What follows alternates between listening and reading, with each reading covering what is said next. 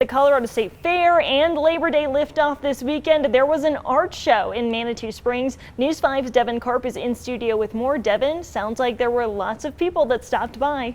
Natalie, parking lots were full in Manitou Springs today. I even saw some license plates from all over the country. Artists came out for the 48th year of the festival to show off all kinds of work to fairgoers. They wanted to stress how important it is to keep local artists here and money in the community.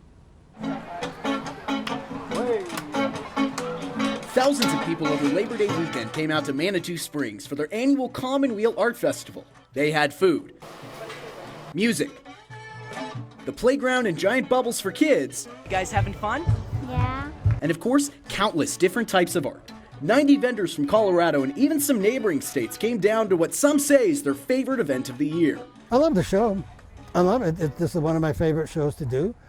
Brian T. Keller has been at the Commonwheel Art Festival every year since 1981, and he keeps coming back for more. He uses a special kind of paint in his artwork called egg tempera paint.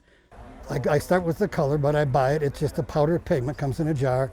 Mix the powdered pigment with water and egg yolk. Egg yolk is the binding agent for the paint. He's had people buying his art for years, and event coordinator Julie Wright says that's not uncommon. I mean, any art festival where someone can sell their art by talking to the person that they're selling it to leaves an impression with that person, and they will look at buying more art even. Cynthia White loves showing people her wooden instruments, but loves supporting Manitou Springs even more. I think one of the things that really showed up, especially with what happened with COVID, is how important the local economy is.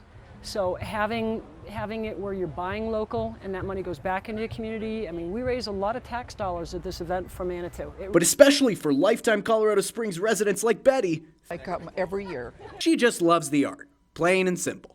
They're so different. The artists are really talented, and we buy. I have all these things in my yard.